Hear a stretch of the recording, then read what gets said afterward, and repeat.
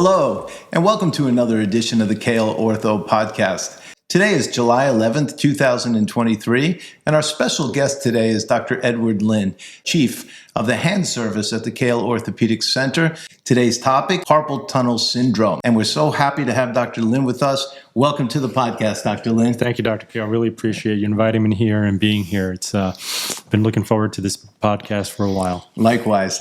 So happy to have you. Thank you. So let's just get started. And first, let our viewing audience know a little bit about you, Dr. Lin.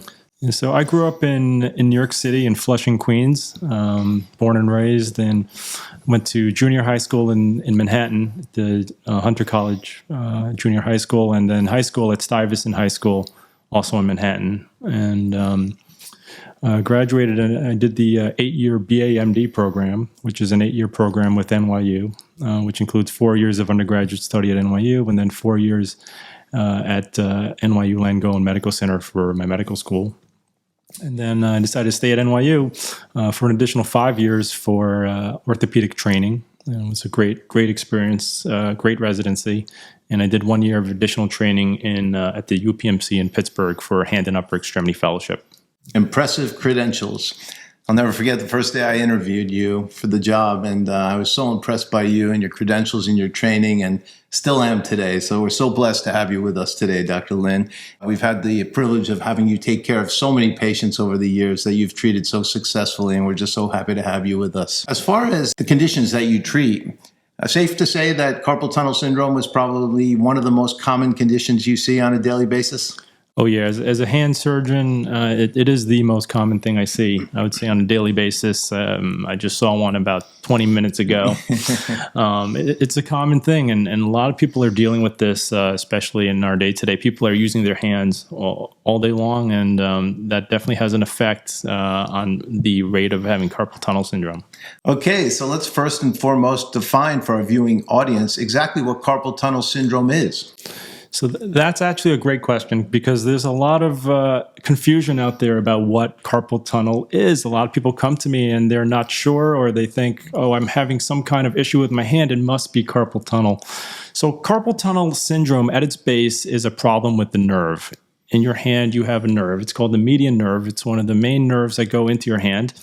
It's about half the width of your pinky.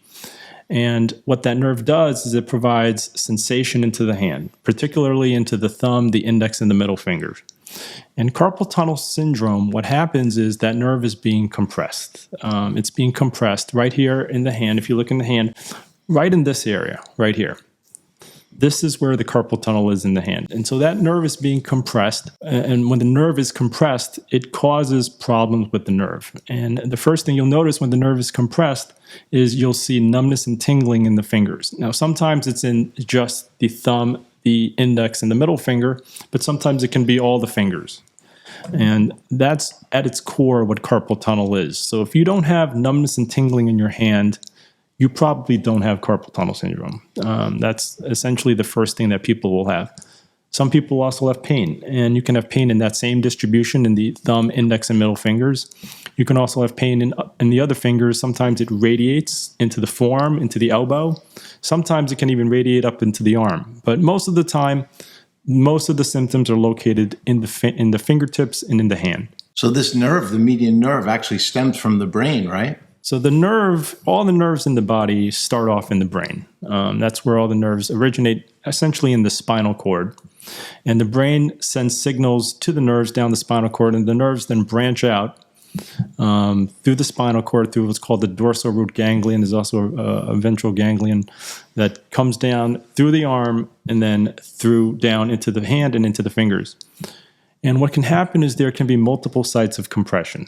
So you can have these nerves compressed in your neck. You can have them compressed in the elbow. You can have them compressed in the forearm. Or you can have them compressed in the hand at the carpal tunnel. The most common sites of compression would be the neck and in the carpal tunnel. So when you have numbness and tingling in that distribution, that's where my mind goes to initially is this carpal tunnel? Is this coming from the neck? But potentially you can have compression anywhere along that nerve path, which can cause similar symptoms, which is why sometimes it's difficult to discern where the problem is, because sometimes the problem can be in the hand, but it can also be further up along the path of the nerve. So this nerve, it provides only sensory, or does it also provide motor? And so the median nerve is what we call a mixed nerve. It's one of the major nerves in the body, and it provides both motor and sensory. So at the level of the hand, it provides sensation to the thumb, the index, and the middle fingers, and also part of the ring finger as well. But it also provides motor input to this muscle here, right here. And this area of the hand is called the thenar eminence. And what happens is the course of the nerve, if you look at it, it comes up this way, and then it sends a branch right over here into this muscle. And what you'll see in some patients who have advanced carpal tunnel syndrome is that their nerve has been compressed for so long that this muscle has lost what we call its innervation, meaning the signals that are normally being sent to this muscle have disappeared. And if that lasts long enough, eventually the muscle actually dies. And you can see patients who have a divot. You'll see an actual divot in their hand where the muscle has shrunk, and that's a telltale sign that they probably or might have carpal tunnel syndrome that's been untreated for a long time and has led to that what we call atrophy of the muscle. So what are some of the other symptoms that these patients will present with besides the numbness and tingling that you described? Yeah, so as I said, you can have pain associated with it. It's oftentimes a nighttime phenomenon. So a lot of times patients will say, I woke up with this in the middle of the night. I can't get a good night's sleep. That's very common. And sometimes patients will say, I wake up in the middle of the night, and the only thing that makes it better is if I shake my hands. That's actually a very telltale sign that you may have carpal tunnel. Okay. Some patients also find that they have symptoms going up and down the arms, but if that is the case, then you may also have, or instead of carpal tunnel, you may have a compression in the neck that may cause arm symptoms as well. Yeah, and that we call a double crush phenomenon, right? When patients sometimes can have a pinched nerve in their neck and also have a pinched nerve somewhere else in the arm. Because as we discussed, all of these nerves ultimately stem from the brain and the spinal cord. So if that nerve is involved or compressed anywhere along its path, it can present with symptoms in the distribution of wherever that nerve goes. If it's a sensory nerve, it can affect the sensation, resulting in numbness and tingling potentially. And if it's a motor nerve, it can often result in weakness as well to the muscle groups that are innervated by that nerve. And if you have a mixed nerve, as Dr. Lin referred to, such as the median nerve, you can both get sensory and motor findings as well. So it can be a little complicated.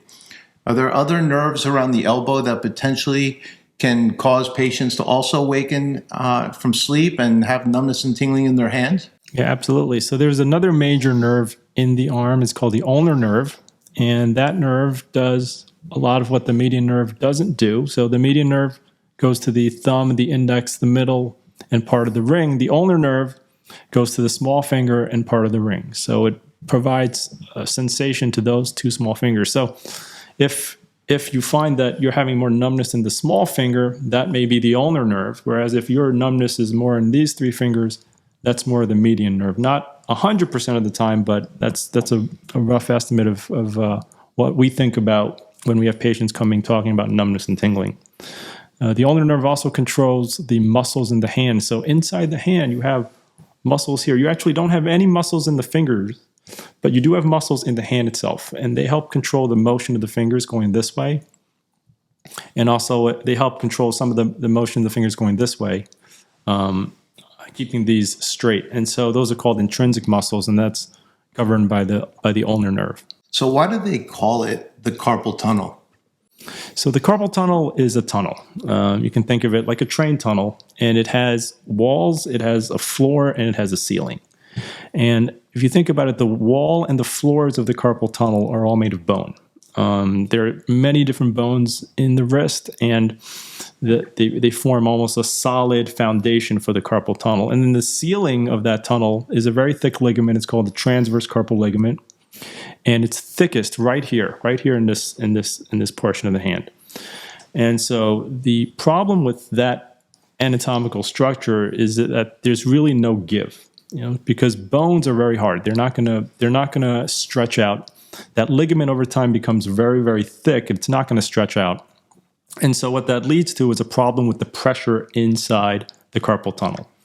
So the normal pressure inside a carpal tunnel, I would say, is about 2 or 3 millimeters of mercury. And millimeters of mercury is just a measure of the pressure inside inside anything. In fact, if you look at your blood pressure, 120 millimeters of mercury, that's the unit of pressure. So normal pressure inside a carpal tunnel is about 2 or 3. In patients with carpal tunnel syndrome, it can be 20, 30, 40. And so once you get above 30, the problem is that you start to develop nerve damage. The nerve really doesn't like to be pressured. That's one of the things that nerves don't tolerate very well. And once you start putting pressure on that nerve, a lot of things begin to happen to that nerve that are not good. When you're evaluating a patient, we already talked about the history and their complaints. You said most of them would complain of pain and numbness and tingling and sometimes even weakness. Are there any other parts of the history that are relevant to helping you really hone in on the diagnosis of carpal tunnel syndrome? Yeah, absolutely. So carpal tunnel syndrome can be caused by a whole variety of factors. Most of carpal tunnel syndrome is what we call idiopathic. And what that means is that we don't really have a direct cause for it. It just happens.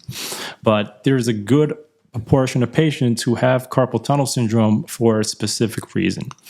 And so some of the things that can cause carpal tunnel syndrome are diabetes, patients who have a thyroid condition, patients who have autoimmune problems, rheumatoid arthritis, psoriatic arthritis, patients who have kidney problems. There's a condition called amyloidosis where the body deposits amyloid, which is a substance into the carpal tunnel, and that can increase the pressure inside the carpal tunnel. It can also have an occupational relationship. So patients who are always doing repetitive tasks, that's what we hear over and over again. You may be a factory worker, or you may do something where you do the same motion over and over again 1,000 times a day, 10,000 times a week. And that can cause carpal tunnel to get worse. Patients who use vibratory tools, jackhammering, anything that's causing vibration of the hand is going to make it worse. Patients who are constantly squeezing is going to make it worse. A lot of people ask me if computer use makes it worse, but the evidence for computers being linked to carpal tunnel actually isn't that great. So despite the conception that, I have carpal tunnel, it must be because of the computer use, that link, at least scientifically, hasn't really been proven. But it is intuitive, isn't it? Considering all the other diagnoses and associated conditions that you've just described, the common element in all of them is that they, for the most part, all result in an increase in swelling, right? And we already talked about that the carpal tunnel is a closed compartment, and the nerve doesn't tolerate any type of compression, not much pressure inside the carpal tunnel at all. The carpal tunnel is already a little crowded, right? The carpal tunnel includes the median nerve and 9 other flexor tendons. So there's really not a lot of room inside that closed compartment. Now, we compound that with some medical conditions that are often associated with swelling, like pregnancy, hormonal changes, thyroid disorders. Diabetes can definitely result in swelling and also increase in nerve injuries and neuropathy. And some of the other conditions you mentioned as well. Anything that causes a crowding phenomenon. Rheumatoid arthritis, because very often associated with that condition, we get tenosynovitis and autoimmune disorders where you get an immune response and swelling and crowding phenomenon. So those are all conditions that definitely result in swelling and crowding in the carpal tunnel and compression on the median nerve. So it is somewhat intuitive to imagine that if you're using computer a lot and overusing your wrist, that it should cause that. So, to me, regardless of what the medical literature suggests, I believe that overuse conditions such as computer usage should contribute.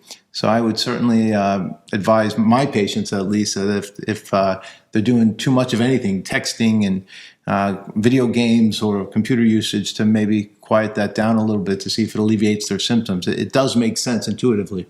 Yeah, I agree. I think that's, there's the medical literature and then there's common sense. Right. So I think as a doctor, you have to use a little bit of both. You can't just look and see what the papers say. You have to listen to, what your common sense is telling you, but you also have to listen to your patient too. And if a patient's telling me I text over and over 1,000 times a day and this is killing my hands, it's probably causing your carpal tunnel to get worse. They know their bodies better than we do, Absolutely, right? I agree with that 100%. Yeah. Now that we got an adequate history, you've done your physical exam, what other imaging modalities can you sometimes employ to help support your diagnosis? All right, so there are definitely other things that we can do do with a suspected carpal tunnel case to both confirm the diagnosis or even try and figure out the diagnosis if we're not sure. So one of those things is an MRI. And an MRI can be really useful in carpal tunnel, specifically because there are specific things that can cause carpal tunnel syndrome.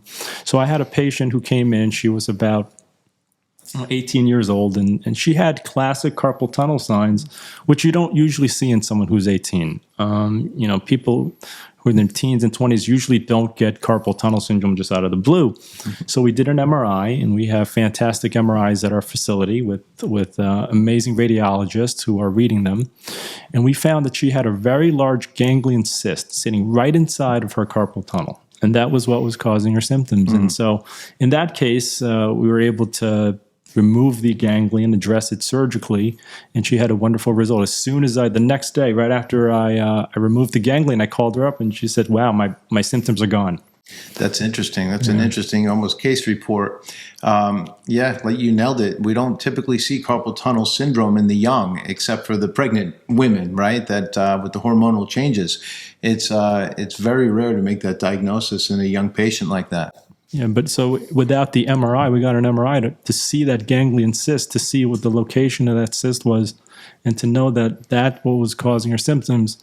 It would be difficult to make that diagnosis without the MRI. So that's one thing that's important. One other thing that we've been using more and more is ultrasound. And we have an ultrasound in every single exam room, which I think is something that no other facility really has. No one else has invested that kind of resources into having that technology. But the ultrasound is important because there's more and more data showing that you can actually make a diagnosis of carpal tunnel syndrome with an ultrasound machine. And the way you do that is you take the ultrasound machine and you measure the cross-sectional area of the nerve. And if the cross-sectional area is more than about 1 square centimeter, that's highly suggested that you have carpal tunnel syndrome. So it's something to add to your armamentarium of things to make a good diagnosis. So, Dr. Lin, we talked about using MRI. We talked about using ultrasound for the diagnosis. How about X-ray? Do we use X-ray as well to evaluate for carpal tunnel syndrome? Absolutely. So the X-ray is usually the first study that I get. You can make diagnoses based on that X-ray, including things that aren't related to carpal tunnel. So you may be coming in with what you think is carpal tunnel, and you may find that you have a fracture. There's actually a very specific view we do in the X-ray. It's called the carpal tunnel view. And using that specific view, we can look straight down the carpal tunnel and with the X-ray machine. And we can see if there's a lesion in there. We can also see if sometimes you'll have a fracture of one of the bones that's in there. So we can definitely pick up things on an X-ray without any additional imaging. But oftentimes it will lead to other need for other additional imaging as well. Yeah, sometimes patients come in the office and they have a tendency to want to resist getting an X-ray, right? But as a trained orthopedic surgeon, many of us who have trained at world-renowned cancer centers, we don't cut corners, right? We can't cut corners. We can't miss the basic fundamental imaging of an X-ray. The X-ray tells us so much. It can evaluate for bone tumors. It can evaluate for fractures, lesions, different things that can contribute to orthopedic conditions. So I almost will never see a patient unless the patient gives me the permission to get a baseline X-ray, because certainly I never want to miss anything on a patient. And only after the X-ray is negative do we consider proceeding with MRI or further imaging. You do the same thing? I agree. That's my practice as well. And the philosophy behind that is you don't know what you're going to find if you don't look.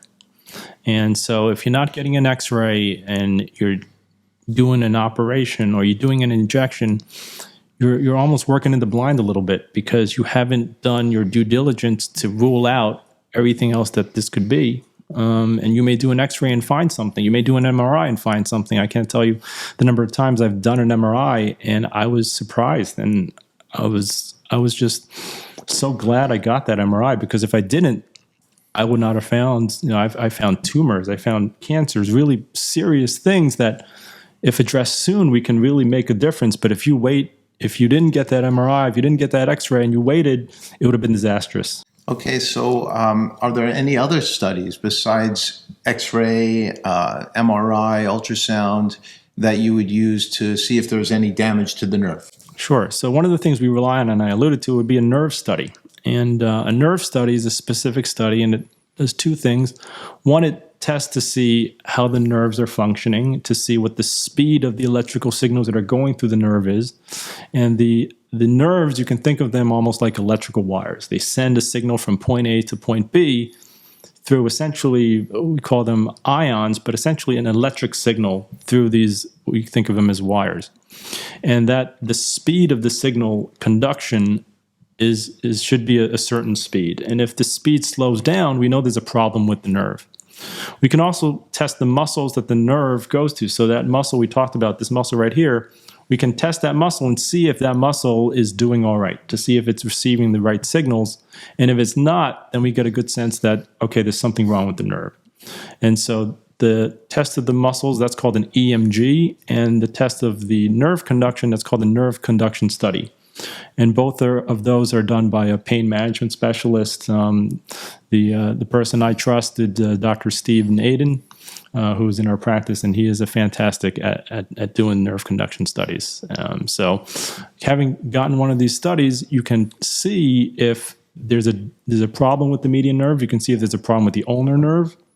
And it helps you to really hone in on that diagnosis. Yeah, it targets the area of compression. It gives you a nice baseline evaluation as well, just in case you're trying to monitor whether or not this nerve is in the future getting worse or getting better. So it's really critical to get a baseline EMG nerve conduction study. Typically, we tend to want to wait about 2 to 3 weeks after the onset of symptoms, because often we won't even see changes on the EMG nerve conduction study until then. But I think it would behoove the patient to get a baseline EMG nerve conduction study. This way it can help the doctor monitor your progress to determine whether or not you're getting worse or better with treatment. And is that something you do regularly? Yeah, so I routinely order a nerve conduction study with anyone who comes in with numbness and tingling. And it's helpful for so many different reasons. So one thing you can tell if it comes back normal, that gives you information too, because if it comes back completely normal, then it's much less likely to be carpal tunnel syndrome. However, just because a test comes back normal doesn't mean you don't necessarily have carpal tunnel. So all of the tests that we have, whether it's an MRI, a nerve conduction study, you have to take a look at it holistically with the patient, what they're presenting with, and come up with a thought pattern of what the diagnosis is, taking all these points of data into account. But the nerve study is good because it tells you if there's a problem and where that problem is. So to help locate, is it at the elbow? Is it at the wrist? Is it in the hand? Or all of the above. Or all the above. And using that information, you can really help to hone in on what the problem is. And once you have a diagnosis, you can figure out what the best course of action would be. It also helps guide us as we converse with our patients and give them prognosis, right? Because if a patient has a double crush phenomenon and you're opting to address the carpal tunnel syndrome first, it affords us the ability to at least tell that patient, look, I'm going after the symptoms only associated with the carpal tunnel syndrome, but please be prepared that you're still going to have some symptoms from the compression of the nerve in your neck, right? And we might have to address that afterwards as well. Absolutely. And it can also help to grade the degree of carpal tunnel that you do have. So carpal tunnel, you can have mild carpal tunnel, you can have moderate, and you can have severe. And in patients who have mild to moderate carpal tunnel, let's say you end up doing surgery to correct that, the results are much better than if you have severe carpal tunnel. It definitely gives you a good prognosticator to say that you have mild carpal tunnel. You are almost definitely going to get better after surgery, versus you have severe carpal tunnel. You have about a 50% chance of getting better after surgery. And so that's important. It's like most orthopedic conditions, right? The sooner we address them, the easier it is for us to guarantee our results, right? Because when you're dealing with acute reversible disease as opposed to chronic, sometimes irreversible conditions, it makes it more difficult to guarantee excellent results, because some of the damage to the tissues, and in this particular case, the nerves, can be permanent and irreversible. Absolutely. And this is something I'm always telling patients, that in the beginning, carpal tunnel starts off as mild, meaning that you have some compression of the nerve, but the nerve overall, the anatomy of the nerve, the structure of the nerve is still normal. And so if you just relieve that compression, the nerve will bounce back. And sometimes it'll bounce back instantaneously. I've had patients who we did the surgery, and then in the recovery room, they said, wow, it feels better instantaneously. So that tends to happen in mild cases. But if you let that compression go on, you're saying, oh, I'm having some numbness and tingling, but I can deal with it. Let me just sleep on it. You wait a few months to a few years, and now that carpal tunnel that used to be mild is now moderate, or it's now severe. And you're developing what we call muscle atrophy, where that muscle we talked about is becoming smaller, and the nerve over time, unfortunately, starts to have irreversible changes, meaning that scarring tends to happen in the nerve. The nerve is losing the blood supply because it's being compressed for so long. And at some point, these changes are permanent. They're irreversible, meaning even after you do surgery to decompress the nerve, these changes are not going to go away. And then you're left with, unfortunately, numbness and tingling that doesn't go away. So this is something where if you do notice numbness and tingling in your hand, it's important not to just blow it off, not to say, I'm just going to sleep on it. Come in, have us take a look at it and see, if anything needs to be done. Okay, so Dr. Lin, now that we've definitively made the diagnosis for our patients of carpal tunnel syndrome, what's the first line of treatment? So the initial line of treatment with carpal tunnel syndrome depends on how severe it is. And that's why I keep going back to the severity. It's important to get these things checked early so that you don't let it become severe. In the early stages, mild to moderate carpal tunnel syndrome, the initial treatment is non-operative. And the treatment initially is to wear a splint. Now, you've seen many of these splints online, and we offer a splint that I think is very good. And the goal of the splint is it's a brace that you wear on your wrist. And the goal of the splint is to keep your wrist in a neutral position. And the reason for that is because it's been found that if you have your wrist in this position, flex position, or in an extended position, it greatly increases the pressure inside the carpal tunnel. So I don't know about you, but my wife sleeps like this. And so that's really bad for the carpal tunnel. So we give a splint, and if you wear that splint at night, it prevents your wrist from going into those positions. And that sometimes by itself will fix the problem, because a lot of patients have problems at nighttime. If we keep the wrist straight, then it solves the problem. And it also helps to immobilize the joint, right? And we already discussed that the carpal tunnel is filled with not only the median nerve, but 9 flexor tendons. And very often the flexor tendons are contributing to the inflammation and swelling and compression on the nerve because they're overused and swollen. So by immobilizing the wrist joint with a wrist immobilizer, theoretically, we're resting those flexor tendons, allowing for the inflammation and swelling to subside, and therefore the compression on the median nerve to subside as well. Absolutely. And another one of those treatments that seems very simple, but is just rest. If you're doing something 1,000 times a day and it's causing your carpal tunnel syndrome to get worse, you should probably not be doing those things. So that's activity modification is also very important part of the treatment. One of the things that I always tell my patients is there's also an exercise that you can do to help your carpal tunnel syndrome, and I'll demonstrate to you. So what you do is you take your hand, make it flat, and then you do this position. This is called an intrinsic plus position. And you bring it down to a full fist. You go back into your intrinsic plus position, and you go like this. That's called a tendon gliding exercise. So that, and then there's another portion where you go like this. This is another exercise you can do, another tendon gliding exercise you can do. You keep your palm flat like this. You move it into this position like this, make a full fist, move it back into this position, and like that. That's the first way to do it. And the second way would be to do this, come straight down. And this is called a tendon gliding exercise, and that's been shown to help with carpal tunnel. So between doing the bracing and the tendon gliding exercises, a lot of patients will get better just with non-operative treatment. In addition, you can take Tylenol, pain medication, anti-inflammatory medication. There are also other medications such as Lyrica, neuropathic pain medications, and all of these medications can be taken as well to help with the symptoms. Like in so many orthopedic conditions, inflammation is the culprit, right? I say this podcast after podcast after podcast. Inflammation is associated with redness, warmth, pain, and swelling. And in this particular case, carpal tunnel syndrome, inflammation and swelling is the main cause of this condition because that nerve is getting compressed. So any of the medications that can alleviate inflammation will alleviate a lot of the symptoms associated with carpal tunnel syndrome. So the typical over-the-counter non-steroidal anti-inflammatory medications like Motrin, Advil, Aleve, ibuprofen would all be very helpful in treating this condition. It is somewhat counterintuitive that in this particular case, carpal tunnel syndrome, where there seems to be inflammation and swelling around the median nerve causing the compression and therefore the symptoms of carpal tunnel syndrome, the guidelines from the American Academy of Orthopaedic Surgeons argues against the usage of anti-inflammatory medications in this condition, correct? Yeah, that's true. And I think part of that is because the carpal tunnel, when someone comes in with carpal tunnel syndrome, the carpal tunnel syndrome can have a whole variety of causes. And a lot of times it is inflammation, particularly in patients who have inflammatory conditions like gout, pseudogout, rheumatoid arthritis, or an autoimmune condition. It can definitely be inflammation as the culprit. But you also have a good subset of patients who don't have inflammation but have carpal tunnel syndrome for a variety of reasons. It could be idiopathic, meaning that we don't really know why. Maybe their ligament is just really thick in that area. It could be that they have an anatomic structure that's causing compression.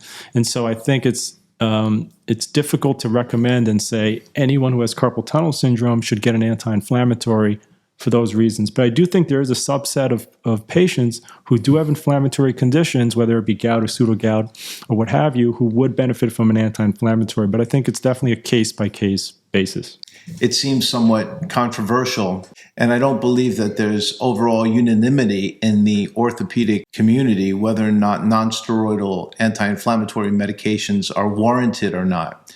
In my own practice, I do believe in the usage of anti-inflammatories because I do believe inflammation is strongly associated with this condition. And that is because of the fact that overuse conditions tend to contribute. Swelling from other conditions like thyroid disorders, swelling from hormonal changes in pregnancy, all seem to contribute. And clinically, when I perform surgery for carpal tunnel syndrome, I often do appreciate extensive inflammation inside the carpal tunnel causing compression on the nerve. And so in my own practice, I'm a believer in the usage of nonsteroidal anti-inflammatory medications such as Motrin, Advil, Aleve, ibuprofen, or other prescription anti-inflammatories. And in rare circumstances, potentially even oral steroid usage to help suppress the inflammation and swelling around the nerve. What do you do in your practice, Dr. Lin? Yeah, I take a similar approach in that I do prescribe anti-inflammatory medication, but it depends on the patient's circumstance. So if I think that inflammation is playing a big role in the patient's condition, I will definitely prescribe an anti-inflammatory. But if I think that the condition is not an inflammatory condition, then I may hold back and say just take Tylenol or try something else. But it's also something that you have to ask the patient, have you taken anti-inflammatories in the past? And if you have, has it improved your carpal tunnel symptoms? If it has, then by all means, continue taking them. One thing in my own practice that has really helped support that concept of inflammation being associated with it is the myriad of patients that have responded so favorably to a cortisone injection, Sure. right? It's almost the most rewarding injection that we give because patients that are suffering from this pain, numbness, and tingling, pins and needles, waking up, having to shake that hand, literally in 3 days, it disappears. And what's funny in my own practice is what I've experienced is when patients have carpal tunnel in both sides, both the right and left hand, after an injection, I always find that the other side goes away too. That can be a systemic effect because when you're giving the cortisone into one hand, eventually some of that cortisone does make it into your bloodstream and so can affect the other hand. But that's very interesting. Speaking of cortisone injections, injection is an important non-operative treatment modality for carpal tunnel. And I use it for two reasons. One is therapeutic. I want my patients to get better, and it's a way to do that. But it's also good for a diagnostic tool because sometimes patients will come in with that double crush phenomenon that you mentioned. They have compression in the neck, they have compression in the hand, and you're not sure which is really dominating. Is the problem coming from the hand? Is it coming from the neck? Is it coming from both? So when I give a cortisone injection and the patient tells me that there's 70 to 80% improvement in their symptoms, that tells me that most of their carpal tunnel symptoms are coming from the carpal tunnel. If I do the injection and they tell me there's virtually no improvement, that's a good sign that it's not carpal tunnel syndrome. And then you can move on to other diagnoses. The compression may be coming from the neck. It may be somewhere else, but we can think it's less likely to be carpal tunnel syndrome. So that's an important thing to have. Yeah, that's very important. And how about other modalities or ancillary services like physical therapy, acupuncture, things like that? So absolutely. So all of these things, physical therapy, acupuncture, are part of the treatment, non-operative treatment of carpal tunnel syndrome. And so there's a lot of benefit that can be had from having a trained professional therapist work on your hand, or an acupuncturist work on your hand, to improve your symptoms without doing surgery. Right. Therapy, why therapy? Well, therapy can be employed to decrease inflammation and swelling. Sometimes there's significant swelling in the extremity from whatever reason. It could be a fracture, it could be other things that have contributed to swelling. So therapy can be employed to help reduce that swelling. Also, sometimes when nerves are compressed, you already alluded to the fact that there can be some weakness associated from that nerve compression because those nerves innervate muscles. And if the muscles are weak, then they can atrophy, and physical therapy can often be employed to try to regain that strength and function. Why acupuncture? Well, acupuncture is a modality where needles are placed into the hand or into the body part, and it tends to work for a whole variety of conditions. We're not 100% sure why or how acupuncture does work, but I have had patients come back and say, wow, that acupuncture really did help my carpal tunnel symptoms. And so I encourage patients to seek out acupuncture and physical therapy as additional modalities to help them, because if they can help themselves and treat their carpal tunnel without surgery, then they've avoided the risks of surgery and the pain and everything associated with that. So that can be a useful tool. Sure. A lot of these holistic approaches and even natural remedies have been found to be helpful in some of these neuropathies and nerve compression syndromes.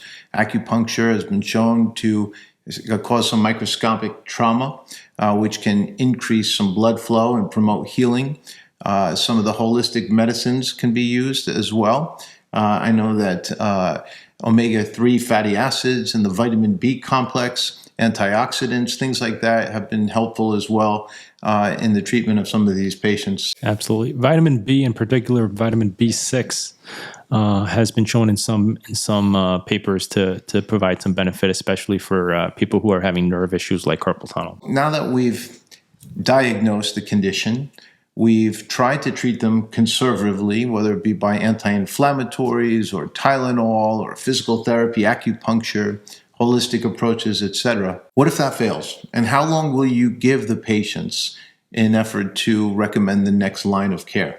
So it really varies in terms of how severe your carpal tunnel syndrome is. So if you come in and you have severe carpal tunnel syndrome, either by the symptoms that you have, by some of the testing we can do, we can test your sensation in the office to see if there's actual nerve damage. There's a test called 2-point discrimination we can do in the office to see how much nerve damage you have. And that's a very simple test we can do at the bedside based on your nerve studies to see how severe your carpal tunnel is. But if you have severe carpal tunnel syndrome, you really should be looking to treat that patient operatively, meaning the window has passed for non-operative treatment, and we're having a discussion more of how do we fix this surgically. For the mild to moderate carpal tunnel patients, I try to go for at least 3 months of non-operative treatment, including splinting and tendon gliding exercises.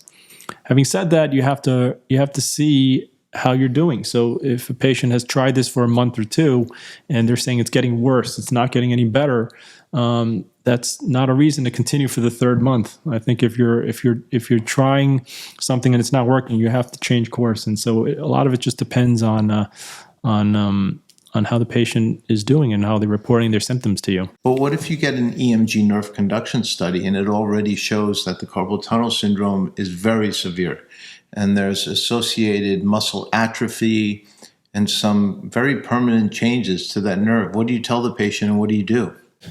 Yeah, so in that case, the nerve has undergone severe permanent damage, and so there really isn't a role for non-operative treatment. And so we're talking more about doing surgery to fix that. But even in cases where we do surgery for severe carpal tunnel syndrome, the results are not going to be as good as if you do it for mild to moderate. And so In mild to moderate carpal tunnel syndrome, I would say 90% of patients will get 90% better.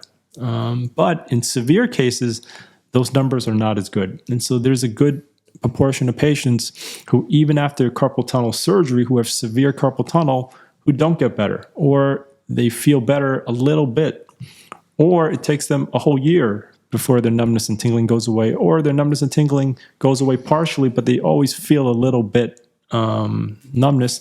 And part of the reason is because even after you release the carpal tunnel, sometimes it's too late.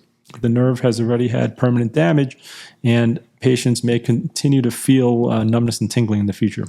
Yeah, in my experience, what I found, and when I had those conversations with those patients, is that I sort of tell them that I can't guarantee that I'm going to help them get better or that they will recover, and more than likely they will not. But what I have found is that even in those patients, that numbness and tingling that wakes them up at night very often goes away.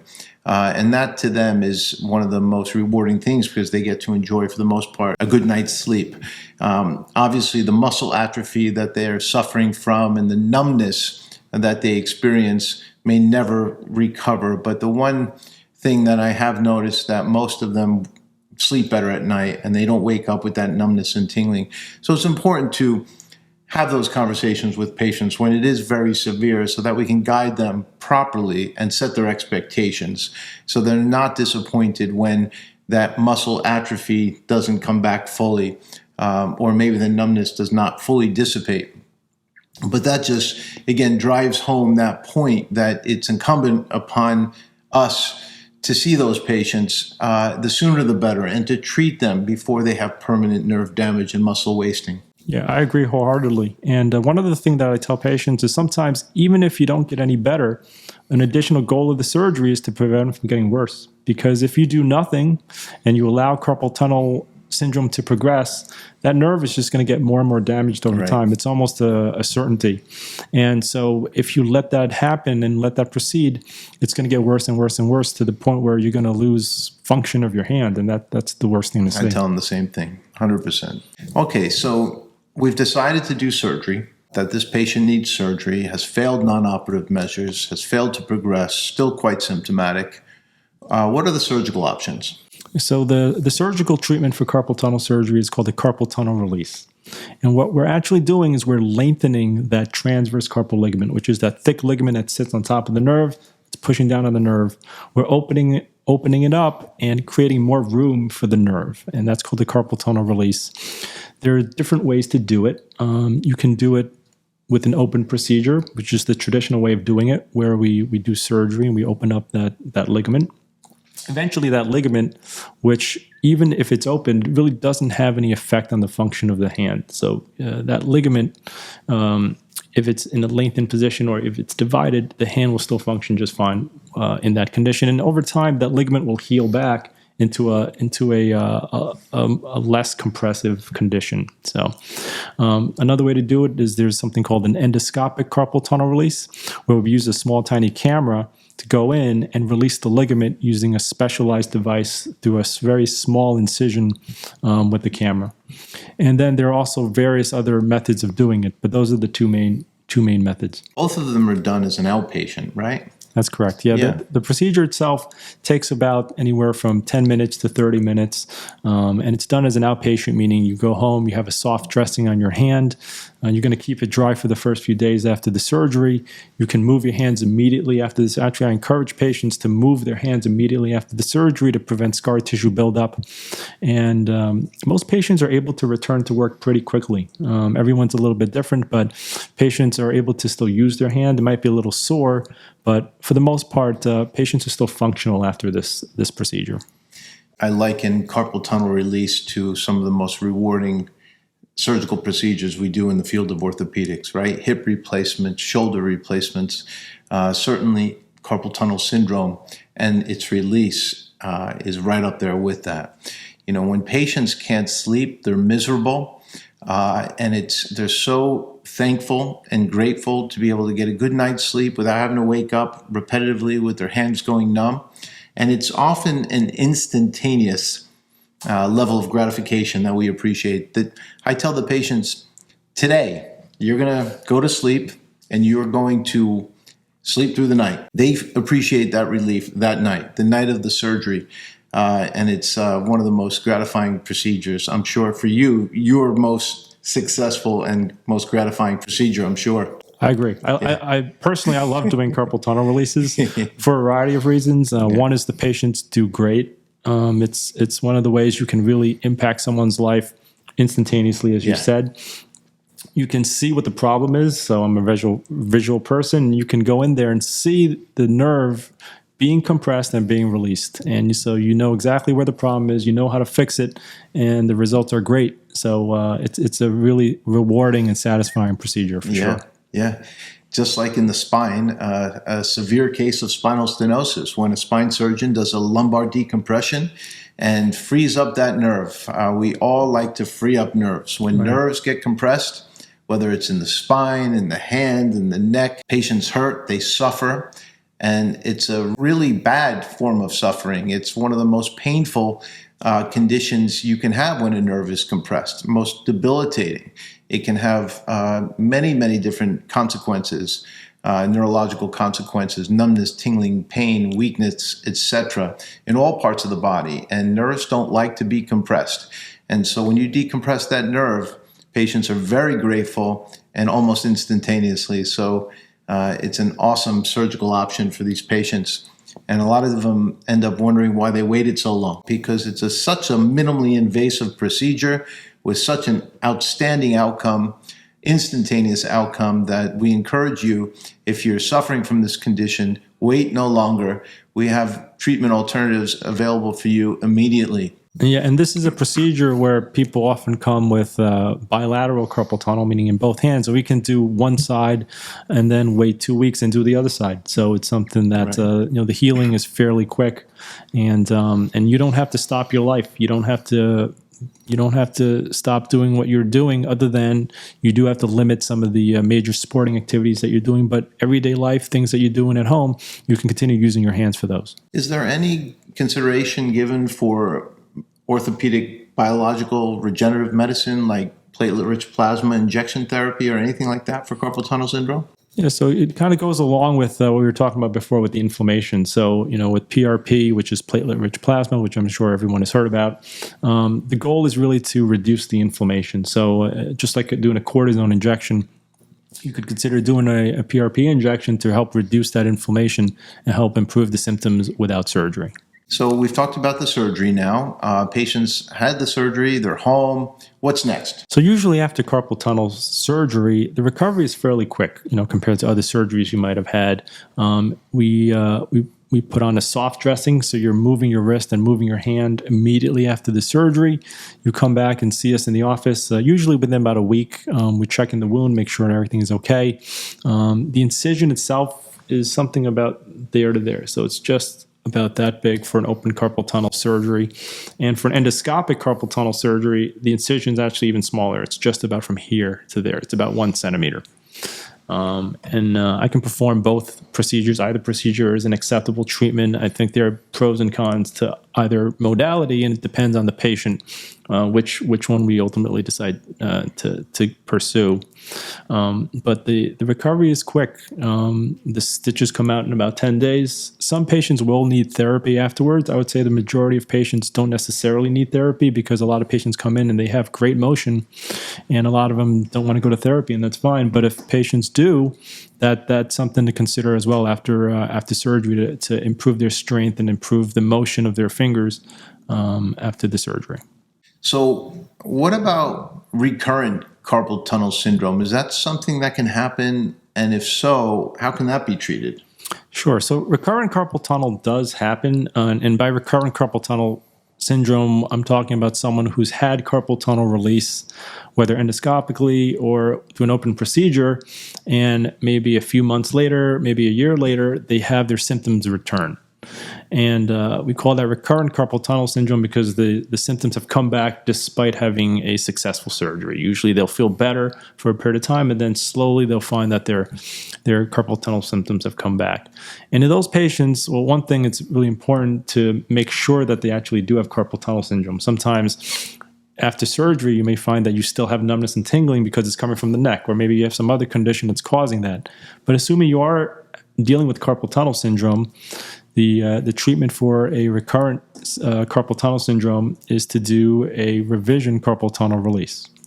And what that means is we go back in there and we try to open up the nerve again and try to release the compression that's come back. Now, when I do that procedure, first of all, it's pretty rare. The literature shows that recurrence occurs, depending on the paper, anywhere from a few percent, meaning 2 or 3%. Some papers show up to 20, 30%, but I think that's really unlikely. But I would say it's less than 10%, the risk of recurrence. But when it does happen, I will do a revision carpal tunnel procedure. Now, that procedure is a lot more involved than the initial procedure, meaning we have to make a much bigger incision. And it's a bigger surgery because we're dealing with a lot more scar tissue that was left behind by the first surgery. You're definitely not doing that endoscopically. No, I would not recommend doing that endoscopically. No. And then in addition, what I do is I do what's called a hypothenar fat flap, which I take some fat from this area of the hand and we move it across the nerve. And what that does is that covers the nerve in a nice layer of fat so that when it does heal, it prevents scar tissue from forming around the nerve and causing compression again. But I would say that's a fairly rare procedure. And in most cases, if you've done a carpal tunnel release, the symptoms are not going to come back. Right. Well, this was a very helpful and informative conversation, Dr. Lin. I hope that our viewing audience found this to be the same. We hope that you learned something about carpal tunnel syndrome. And if I can give you a take-home message, it's don't ignore your symptoms. Seek medical care. The sooner the better, because it is a condition that we can treat more successfully when we see it early. And even with surgery, if you need surgery, outcomes will be better when we address the milder to moderate symptoms as opposed to the more severe and chronic conditions. Any closing words, Dr. Lin? Yeah, I agree. As I said, carpal tunnel syndrome is one of the most common things I see. I see it day in and day out.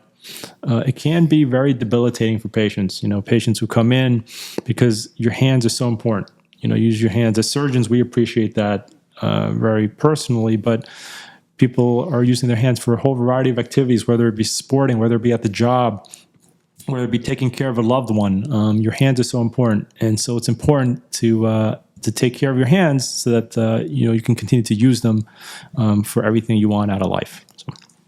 Well, we truly appreciate your skill set and your education and training, your bedside manner, and I'm honored to call you a colleague and physician at Kayal Orthopaedic Center. Thank you for spending the time with us and for educating our population about carpal tunnel syndrome. All right, thank you, Dr. Kayal. Really appreciate it. Pleasure is mine.